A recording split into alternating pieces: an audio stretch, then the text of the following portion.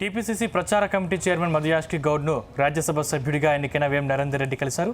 రాజ్యసభ సభ్యుడిగా ఎన్నికైనందుకు వేం నరేందర్ రెడ్డిని సత్కరించి శుభాకాంక్షలు తెలిపారు. ప్రజల సమస్యలను రాజ్యసభలో సమర్థవంతంగా ప్రస్తావిస్తూ రాష్ట్ర అభివృద్ధికి కృషి చేయాలని ఆకాంక్షించారు. సమావేశంలో తాజా రాజకీయ పరిస్థితులు, ప్రజా సమస్యలు, కాంగ్రెస్ పార్టీ బలోపేతం వంటి అంశాలపై నేతలు చర్చించారు. రక్తదానంతో ప్రాణాపాయ స్థితిలో ఉన్న వారి ప్రాణాలు కాపాడవచ్చని మాజీ మంత్రి తలసాని శ్రీనివాస్ యాదవ్ అన్నారు. సనత్ నగర్లోని వినాయక గ్రౌండ్లో team care and share foundation ఆధ్వర్యంలో ఏర్పాటు చేసిన రక్తదాన శిబిరాన్ని ఆయన ప్రారంభించారు. రక్తదానం చేసేందుకు ముందుకొచ్చిన వారిని ఆయన అభినందించారు. మారుతున్న ఆహారపు అలవాట్లు, వాతావరణంలో మార్పుల కారణంగా రకరకాల రోగాల బారిన పడుతున్నారని ఆందోళన వ్యక్తం చేశారు. అనేక మంది సమయానికి రక్తం లభించక ప్రాణాలు కోల్పోతున్నారని, వారి ప్రాణాలు రక్తదానంతో కాపాడవచ్చని తెలిపారు. శిబిరంలో సేకరించిన రక్తాన్ని తలసేమియా బాధితులకు ఉపయోగిస్తామని నిర్వాహకులు తెలిపారు. ఫౌండేషన్ ఆధ్వర్యంలో మరిన్ని సేవా కార్యక్రమాలు చేపట్టాలని ఎమ్మెల్యే తలసాని సూచించారు. ఇబ్రహీంపట్నం నియోజకవర్గంలోని ఏర్పాటు చేసిన ఇఫ్తార్ విందులో ఎమ్మెల్యే మల్రెడ్డి రంగారెడ్డి పాల్గొన్నారు. అబ్దుల్లాపూర్మెట్ మండలం కుంట్లూరులో మాజీ కౌన్సిలర్ గ్యారాల శ్రీనివాస్ గౌడ్ ఏర్పాటు చేసిన ఇఫ్తార్ విందులో ముస్లిం సోదరులతో కలిసి ఆయన ప్రార్థన చేశారు. ప్రభుత్వం నుంచి రంజాన్ కానుకగా ముస్లిం సోదరులకు ఇస్తున్న తోఫాను ఎమ్మెల్యే పంపిణీ చేశారు. కులమతాలకు తానివ్వకుండా కాంగ్రెస్ ప్రభుత్వం అన్ని వర్గాల వారిని సమానంగా చూస్తుందని, అందులో భాగంగానే ఇఫ్తార్ విందు కానుకలు పంపిణీ చేయడం జరిగిందని ఎమ్మెల్యే మల్రెడ్డి రంగారెడ్డి అన్నారు. రాజేంద్రనగర్ అత్తాపూర్లో హైడ్రా అధికారులు చిన్న అనంతగిరి దేవాలయం ఎదురుగా కోట్ల విలువైన ప్రభుత్వ భూమిని కాపాడారు. రాంబాగ్లో 500 కోట్ల రూపాయల విలువైన ప్రభుత్వ భూమిని హైడ్రా సిబ్బంది కాపాడారు. 6,427 గజాల ప్రభుత్వ స్థలాన్ని కొందరు కబ్జా చేయగా స్పెషల్ ఆపరేషన్ చేపట్టి ఆ భూమిని స్వాధీనం చేసుకున్నారు. ఎలాంటి అవాంఛనీయ సంఘటనలు తలెత్తకుండా భారీ బందోబస్తు మధ్య ప్రభుత్వ స్థలంలో అక్రమంగా నిర్మించిన షెడ్లను తొలగించారు. అనంతరం ఆ భూమి చుట్టూ ఫెన్సింగ్ ఏర్పాటు చేశారు. కూకట్పల్లి పోలీస్ స్టేషన్ పరిధిలోని గత రాత్రి జరిగిన చైన్ స్నాచింగ్ కేసును పోలీసులు 24 గంటల్లో ఛేదించారు. నిందితుడిని అరెస్టు చేసి అతని వద్ద నుంచి 3 లక్షల విలువైన బంగారు గొలుసును స్వాధీనం చేసుకున్నారు. బాచుపల్లి ప్రగతి నగర్కు చెందిన వైద్యుడు గత రాత్రి తన భార్యతో కలిసి షాపింగ్ కోసం సౌత్ ఇండియా మాల్ వద్దకు వచ్చారు. భార్య కోసం ఎదురు చూస్తున్న సమయంలో స్కూటీపై వచ్చిన ఓ వ్యక్తి ఒక్కసారిగా ఢీకొట్టి మెడలోని 24 గ్రాముల బంగారు గొలుసును తెంచుకొని పరారయ్యాడు. బాధితుడి ఫిర్యాదుతో రంగంలోకి దిగిన బాలనగర్ సిసిఎస్ కూకట్పల్లి సిబ్బంది సాంకేతిక ఆధారాల సహాయంతో దర్యాప్తు చేపట్టారు. నిందితుడు మూసాపేటకు చెందిన కార్పెంటర్ సతీష్గా గుర్తించి అదుపులోకి తీసుకున్నారు. నిందితుడిని రిమాండ్కు తరలించినట్లు బాలనగర్ ఏసీపీ నరేష్ రెడ్డి వెల్లడించారు. జూబ్లీహిల్స్లో నేపాలీ గ్యాంగ్ మరో భారీ చోరీకి పాల్పడింది. జూబ్లీహిల్స్ ఓబుల్ రెడ్డి స్కూల్ సమీపంలోని ఓ ఇంట్లో నేపాలీ దంపతులు పని మనుషులుగా చేరి సర్వెంట్ క్వార్టర్స్లో నివాసం ఉంటున్నారు. యజమానులు ఊరెళ్లిన సమయంలో అల్మారాలు పగలగొట్టి కోట్లాది రూపాయల విలువైన సొత్తుతో ఉడాయించారు. టూర్ నుంచి శనివారం ఇంటికి వచ్చిన యజమానులు ఇంట్లోని వస్తువులు చిందరవందరగా పడి ఉన్న విషయాన్ని గుర్తించి పోలీసులకు సమాచారం ఇచ్చారు. ఘటనా స్థలానికి చేరుకుని జూబ్లీహిల్స్ పోలీసులు క్లూస్ టీమ్, డాగ్ స్క్వాడ్ సాయంతో విచారణ చేపట్టారు.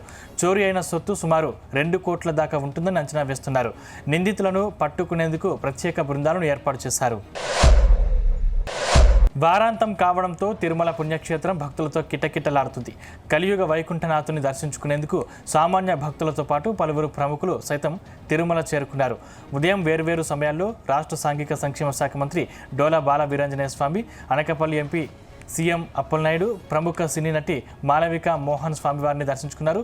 వీరికి ఆలయ అధికారులు స్వాగతం పలికి దర్శన ఏర్పాట్లు చేశారు. అనంతరం రంగనాయకుల మండపంలో వేద పండితులు ఆశీర్వచనం అందించారు. ఏకాదశి రోజు కావడంతో నిర్మల్ జిల్లా బాసల్లోని శ్రీ జ్ఞాన సరస్వతి అమ్మవారి ఆలయానికి భక్తులు పోటెత్తారు. అమ్మవారి ఆలయంలో భక్తులు తమ చిన్నారులకు అక్షరాభ్యాసం, కుంకుమార్చన పూజలు చేయించారు. భక్తులకు ఎలాంటి అసౌకర్యాలు కలగకుండా అధికారులు పకడ్బందీ ఏర్పాట్లు చేశారు. రద్దీ కారణంగా అమ్మవారి దర్శనానికి దాదాపు గంట సమయం పట్టింది. రాష్ట్ర ఎస్సీ ఎస్టీ కమిషన్ చైర్మన్ బక్కి వెంకటయ్య అమ్మవారిని దర్శించుకొని ప్రత్యేక పూజలు చేశారు. వీరికి ఆలయ అర్చకులు స్వాగతం పలికి వేదాశీర్వాదం మండపంలో తీర్థ ప్రసాదాలను అందజేశారు. ఆలయ అధికారులు ఘనంగా సన్మానించారు. ఆదివారం విజయవాడలోని ఇంద్రకీలాద్రిపై భక్తుల రద్దీ కొనసాగింది. రద్దీ సాధారణంగా ఉండడంతో భక్తులకు అంతరాయం దర్శనానికి కొనసాగించారు. భక్తుల ఇబ్బందులు లేకుండా వేకువజామున నుంచే ఏర్పాట్లను పరిశీలించారు ఆలయ ఈవో సీనా నాయక్. భక్తులు క్యూలైన్లో ఎక్కువ సమయం వేచి ఉండకుండా ఏర్పాట్లు చేశారు. అంతరాలయం దర్శనం కల్పించడంతో భక్తులు సంతోషం వ్యక్తం చేశారు. వివిధ ప్రాంతాల నుంచి వచ్చిన భక్తుల సౌకర్యార్థం ఆలయ సిబ్బంది ప్రత్యేక ఏర్పాట్లు చేశారు. శ్రీశైలంలో జరగనున్న ఉగాది బ్రహ్మోత్సవాలకు పటిష్ట భద్రత ఏర్పాట్లు చేస్తున్నారు. ఈ సందర్భంగా నేడు నంద్యాల జిల్లా ఎస్పీ సునీల్ క్యూలైన్లను పరిశీలించారు. భక్తులు పోలీసుల సూచనలు అనుసరిస్తూ సురక్షితంగా దైవదర్శనం చేసుకోవాలని ఎస్పీ విజ్ఞప్తి చేశారు. శ్రీశైల క్షేత్రంలో జరగనున్న ఉగాది బ్రహ్మోత్సవాలను పురస్కరించుకుని శ్రీశైల భ్రమరాంబిక మల్లికార్జున స్వామి దేవస్థానానికి విచ్చేనున్న లక్షలాది భక్తులకు ఎలాంటి అసౌకర్యం కలగకుండా కట్టుదిట్టమైన భద్రత ఏర్పాట్లు చేయడం జరిగిందని జిల్లా ఎస్పీ సునీల్ తెలిపారు. నమ్మకంగా ఇంట్లో పనికి చేరి యజమానులకే నిద్రమాత్రలు ఇచ్చి నిలువున దోచుకున్న ముఠా బాలనగర్ పోలీసులు పట్టుకున్నారు. ఐడిపిఎల్ ఆదర్శ్ నగర్ కాలనీలో ఈ నెల 13న జరిగిన భారీ చోరీ కేసును 36 గంటల్లోనే ఛేదించినట్లు బాలనగర్ ఏసీపీ నరేష్ రెడ్డి వెల్లడించారు. యజమాని భర్త అనారోగ్యానికి ఆసరాగా చేసుకున్న పని మనిషి పథకం ప్రకారం నిమ్మరసంలో నిద్రమాత్రలు కల్పించింది. స్పృహ కోల్పోవడంతో నిందితురాలు తన అనుచరులతో కలిసి బీరువాలోని సొత్తుతో పూజా సామాగ్రితో ఉడాయించింది. బాధితుల ఫిర్యాదుతో రంగంలోకి దిగిన పోలీసులు 4 నిందితులను అరెస్టు చేశారు. వారి వద్ద నుంచి 15.50 లక్షల విలువైన 30 తులాల బంగారం, 2.3 కిలోల వెండి, 4 సెల్ ఫోన్లను స్వాధీనం చేసుకున్నారు. ఖమ్మం జిల్లా ముదిగొండ మండలం వల్లభిలో విషాదం చోటు చేసుకుంది. కస్తూర్బా హాస్టల్లో 9వ తరగతి చదువుతున్న విద్యార్థి ఆత్మహత్య చేసుకున్నాడు. 5 రోజుల క్రితం అమ్మమ్మ వద్దకు వెళ్లిన విద్యార్థిని ఇంటికి తీసుకొచ్చిన తర్వాత అనారోగ్యంగా ఉన్నట్లు గుర్తించారు. హాస్టల్కి వెళ్లిన తర్వాత వార్డెన్ గదాయించడంతో మాత్రలు మింగినట్లు తోటి విద్యార్థులు తెలిపారు. వార్డెన్పై విద్యార్థి తల్లి ఫిర్యాదు చేయడంతో పోలీసులు కేసు నమోదు చేసి విచారణ చేపట్టారు. అన్నమయ్య జిల్లా పొంగనూరులో తీవ్ర విషాదం జరిగింది. ఒకే కుటుంబానికి చెందిన 4 నిద్రలోనే ప్రాణాలు కోల్పోయారు. త్యాగరాజు వీధిలో రామచంద్రప్ప తన కుమారుడు, కోడలు, 4 సంతానంతో కలిసి ఉంటున్నాడు. బైక్ బోర్ చేయించుకుని వచ్చిన కుమారుడు మురళి మెకానిక్ సలహాతో బైక్ను స్టార్టింగ్లో పెట్టి మర్చిపోయాడు. తన భార్యతో మొదటి అంతస్తులో పడుకున్నాడు. ఇంటి కింద తండ్రి 3 పిల్లలు నిద్రించారు. ఇక బైక్ ఇంజన్ ఆపకపోవడంతో కార్బన్ డైఆక్సైడ్ ఇల్లు మొత్తం వ్యాపించి నిద్రలోనే 4 మృతి చెందారు.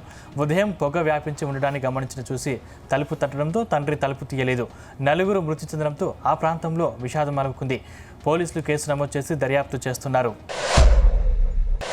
కృష్ణా జిల్లా గన్నవరం నియోజకవర్గంలో దారుణం చోటు చేసుకుంది. ట్రాఫిక్ పోలీసుల ఓవర్ యాక్షన్ వల్ల ఓ యువకుడి నిండు ప్రాణం బలైంది. గన్నవరం కేసరపల్లి వద్ద వాహనాలు తనిఖీ చేస్తుండగా స్థానికుడైన ప్రణయ్ అటుగా వెళ్లాడు. పోలీసుల వద్ద బైక్ ఆపకుండా వెళ్లడంతో అతన్ని పట్టుకోవడానికి ప్రయత్నించడంతో బైక్ అదుపు తప్పి వెనక నుంచి వస్తున్న మరో వాహనానికి బలంగా ఢీకొట్టింది. బైక్పై ఉన్న 2 సోదరులకు తీవ్ర గాయాలు కావడంతో స్థానిక ఆసుపత్రికి తరలించారు. చికిత్స పొందుతూ ప్రణయ్ మృతి చెందగా అతని సోదరుడికి తీవ్ర గాయాలయ్యాయి. పోలీసులు అత్యుత్సాహం వల్లే తన కుమారుడు చనిపోయాడని తల్లిదండ్రులు ఆరోపిస్తున్నారు. అంబేద్కర్ కోనసీమ జిల్లాలో విషాదం చోటు చేసుకుంది. అంత్యక్రియల సమయంలో గోదావరిలో 3 వ్యక్తులు గల్లంతయ్యారు. ఈ ఘటన ముమ్మిడివరం మండలం అయినాపురంలో జరిగింది. గజయితగాల సాయంతో 2 రక్షించగా ఒక వ్యక్తి మృతి చెందాడు. గ్రామానికి చెందిన ఒక వ్యక్తి మరణించిన సందర్భంగా అంత్యక్రియలు జరిపేందుకు గోదావరి వెళ్లి స్నానం ఆచరించే సమయంలో 3 వ్యక్తులు ప్రమాదవశాత్తు నది లోతులో చిక్కుకున్నారు. మృతి చెందిన 20 ఏళ్ల యువకుడి మృతదేహం లభ్యమైంది. పోలీసులు కేసు నమోదు చేసుకుని దర్యాప్తు చేస్తున్నారు.